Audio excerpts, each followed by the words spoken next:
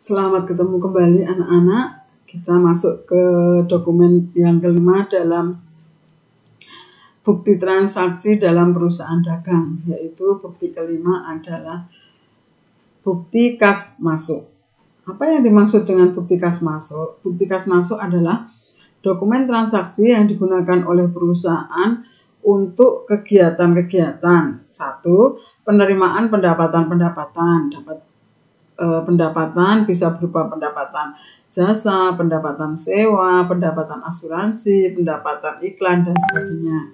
Kemudian yang kedua, pendapatan penerimaan pelunasan piutang. Nah, di sini pada materi bukti kas masuk di sini akan dikhususkan pada penerimaan pelunasan piutang. Jadi bukti kas masuk khusus untuk pelunasan piutang.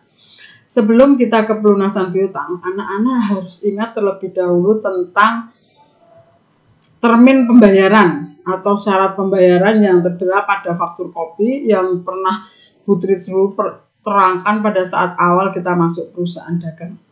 Biasanya termin pembayaran itu bentuk tulisannya adalah 210 N30 atau 110 N30 atau 310 N30 atau N/30.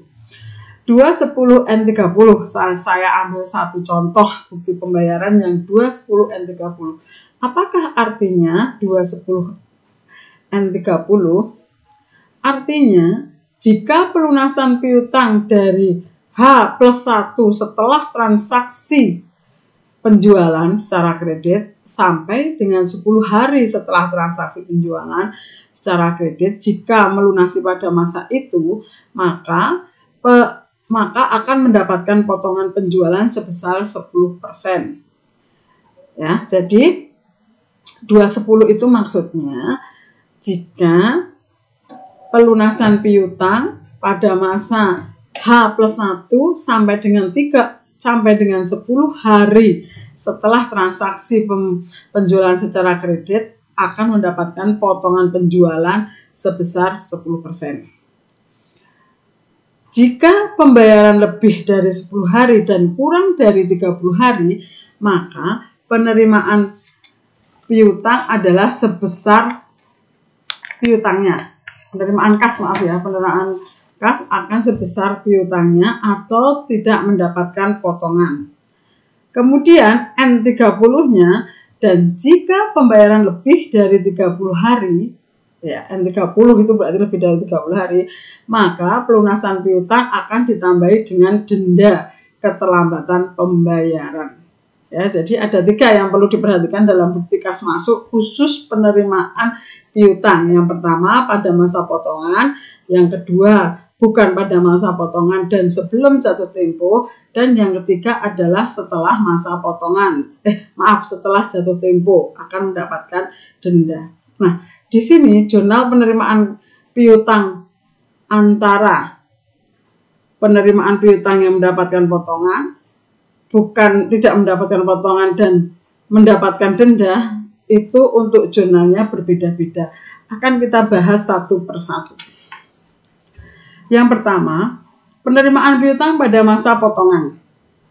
Ya, apabila kalian membeli, Putri menjual, kalian membeli secara kredit, kemudian membayarnya itu syaratnya 210 N30, membayarnya kalian itu pada masa potongan, berarti uang yang kalian keluarkan itu kan lebih kecil daripada piutangnya.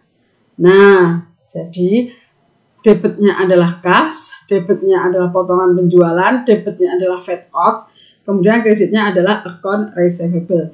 Jadi penerimaan piutang pada masa potongan dapat disimpulkan besarnya kas yang diterima lebih kecil daripada piutang. Kemudian yang kedua, penerimaan piutang bukan masa potongan dan belum jatuh tempo.